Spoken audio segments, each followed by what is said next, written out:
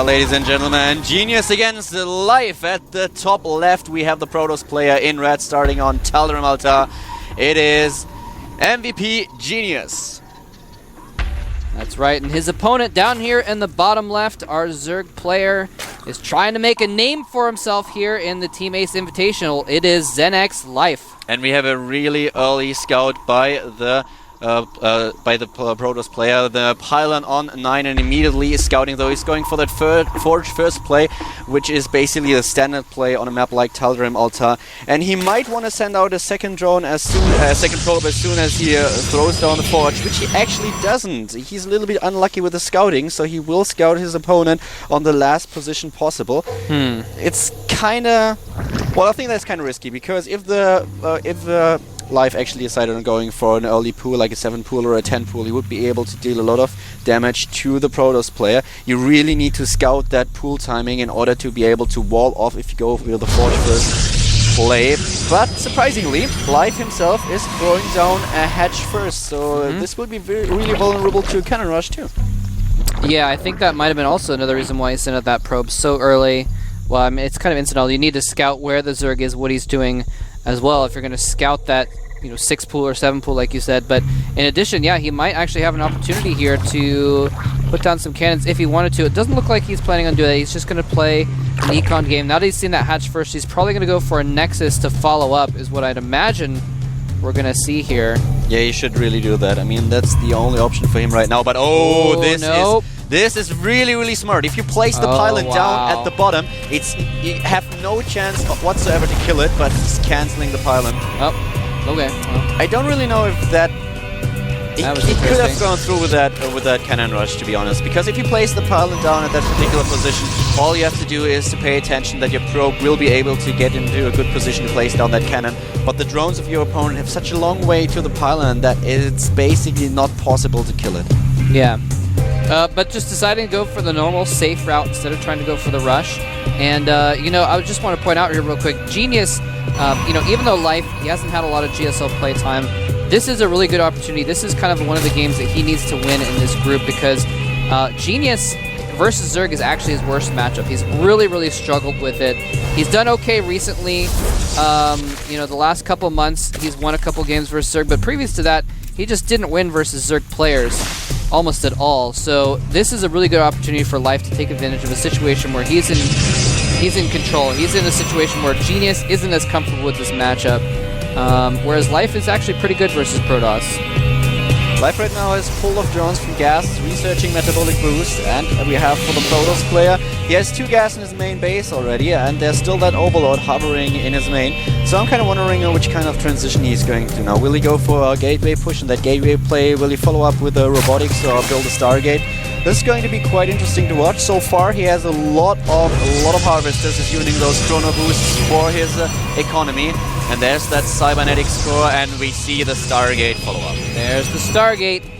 Yes, ladies and gentlemen, we are watching a game with Genius in it. We know now because we've seen the Stargate. Loves his Stargate play, and he is in fact going for that. I'm really curious what Life is going to do here. This is, often when you see a Protoss Forge expand. Oh, did he see it? No, he didn't see it. Okay. Okay, never mind. I was just gonna, okay, he has expanded to the 6 o'clock. I was going to say often when the Protoss Forge expands, the Zerg will actually take a 3rd in response, so they have a little bit better economy as well. And that's exactly what he's doing. He doesn't want to make the units necessary to bust down the rocks, so he's actually taking a 3rd base in a little bit vulnerable position. He's not going to be able to run his queens over to that 3rd base to protect against air attacks if they do find that 6 o'clock base. And there's finally the 3rd queen. I was already wondering when he's going to build it, because with only 2 queens he won't be able to defend against the Stargate play, and he has realized that. He's throwing down not only the Roach-Worm but also the Evolution Chamber while tacking to his lair. And at the same time we have the Chrono Boost, as we could see, for the first Void Ray. So Genius just trying to kill a couple of Overlords with those Void Rays, maybe take out the queen. Oh, did he see it? Yeah. Yes. There will probably be Phoenixes as well, and throwing down a bunch of Stargates. That's a Phoenix.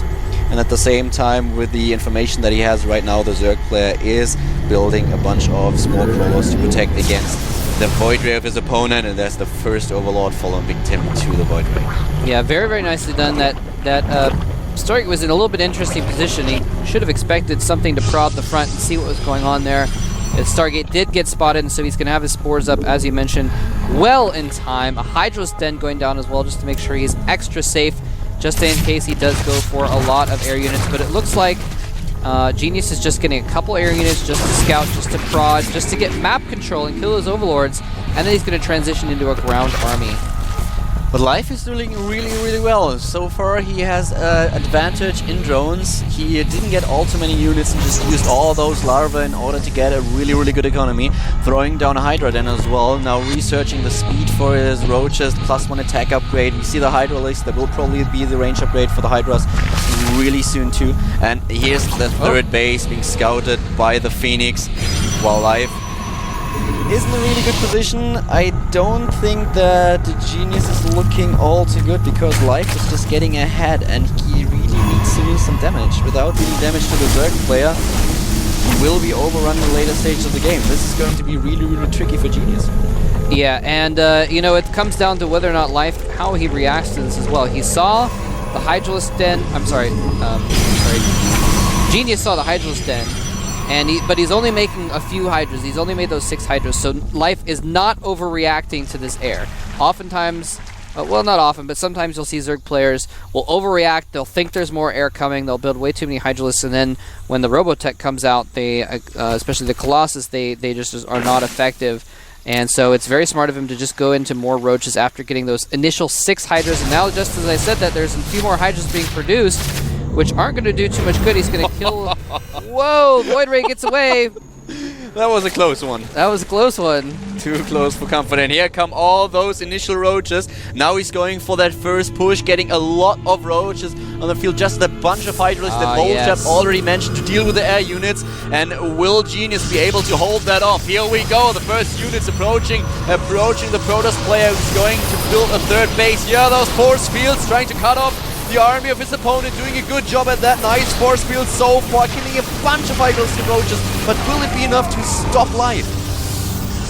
He's trying to end the life of Life. Indeed, here he comes in. He's doing some brilliant force fielding. That Void Ray doing so much damage because the Hydras cannot get close enough to kill it, and he's actually probably going to hold this off now, warping in some Stalkers as well to help defend. And that was, I think Life was going for hold that thought. He might still break through. Some more force fields are left, but there's a lot of Stalkers behind there. Is he going to break this or not? The Void Ray does go down. And he doesn't have any energy left on the sentries. All of the sentries are dead by now. And here are the reinforcement of the Zerg player just streaming, killing everything in his path, taking out the sentries and the Stalkers as well. Genius has to retreat. He will lose that third base. Now Chrono boosting Immortals, trying to hard counter the roaches, trying to get something in order to deal with that push of his opponent. But there's so many units streaming in right now, and that's the GG by Genius. Nothing he can do to stop the Zerg player. Well done indeed by Life. And yeah, I was talking about how you don't want to overcommit, but what I was thinking of is the long-term game, and what Life did is he went for some extra Hydralisks in order to go for a timing right before the Colossus would come out. The robotics support bay was just about to finish when that initial attack landed, so there was not enough time to get a Colossus out to deal with all that. And so a beautiful little timing by Life to take the win, and well played. Genius was way too passive in my opinion. I mean, if you really want, you need to pressure Zerg at some point in the game, especially in the early stages, because you want him to invest in the larva. You want him to build either Zerglings or whatever. The thing that you want to prevent is him just building tons of drones, getting way ahead in economy, being on 3 or 4 bases, and then just throwing that huge army at you. And this is exactly what happened. So Genius should have tried to apply a little bit more pressure to the Zerg player, forcing him to build units that he doesn't really want to build a bunch of Zerglings in the early stages of the game. But as Moltrap already mentioned, he didn't even overcommit to that air units. He didn't build too many of the Hydralisks, which is also, of course, because because Genius only built that one single Void Ray and one Phoenix, which was not enough to pressure the Zerg player. So Genius, in my opinion, just a little bit too passive, and Life taking advantage of that. Yeah, exactly. And as you mentioned, just didn't do any damage with those air units either. He invested a lot in the Stargate, the Void Ray, the Phoenix, and he got, I think, 1 Overlord for all of that investment, and he forced 3 spores, and that was pretty much it. So didn't really pay off for that tech either. So we are going to move on. We've got Next Life going up 1 game. Supernova has a game up as well, and he's going to be playing against Nest T next. Hell yeah, indeed. That is going to be an awesome match. Supernova is a very, very strong player. He's kind of a little bit underrated, I would say. But he is going to be going up against the strongest. Well, I will say, I know you're going to disagree with me when I say the strongest Zerg. So I'm going to rephrase, and I'm going to say the most proven Zerg in the game. Definitely. Nasty. This is going to be great, guys. This is going to be a really nice matchup. Zerg versus Terran on Belcher Beach. And yeah, let's jump into the game and see if Nasty can actually win this group as so many of you predicted.